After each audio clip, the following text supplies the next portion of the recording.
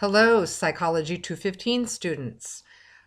Welcome to week 5, when we begin our study of middle childhood. We're only going to be focusing on one chapter this week because this is a chapter for those of you headed into any kind of educational setting as a potential career. You'll want to know a good deal about the middle childhood period. This is an exciting time of life. It's one when the pace of physical development slows down a little bit compared to the rapid fire pace of the first 5 or so years of life.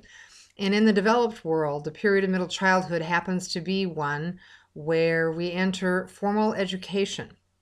And as such, we'll be spending quite a bit of time on intelligence testing, information processing, and things related to cognitive aspects of development because of this entrance into formal education.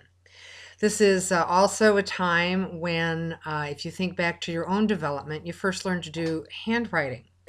And as you read our work on physical development, the beginnings of fine motor coordination is what allows us to finally be able to write and do all those important things that allow us to enter school.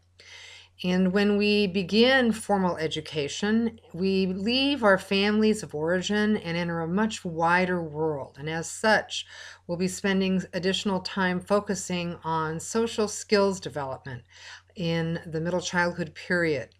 This is a time when you find out what the code of the schoolyard is and find out whether or not the folks that raised you prepared you to be in an environment that might be quite different than the family that you grew up in.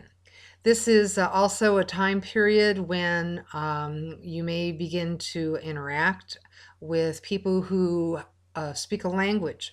It is not the same as the language that you grew up with.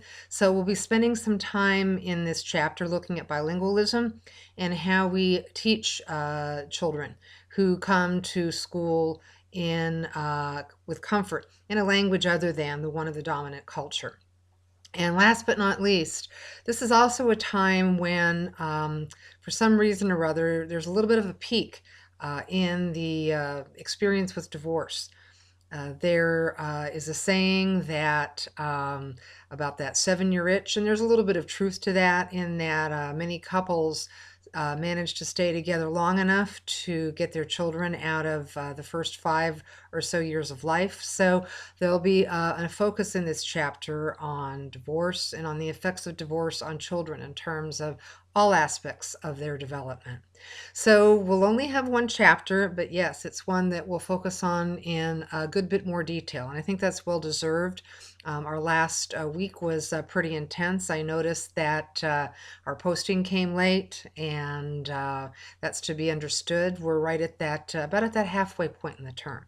So I appreciate the chance to work with you and be your teacher, and look forward to interacting with you online as we discuss in our forum this week, in our discussion forum, The Theory of Multiple Intelligences by Howard Gardner, and see how that might apply to our schooling and also to our future professional lives. So be well, and I'll talk to you soon.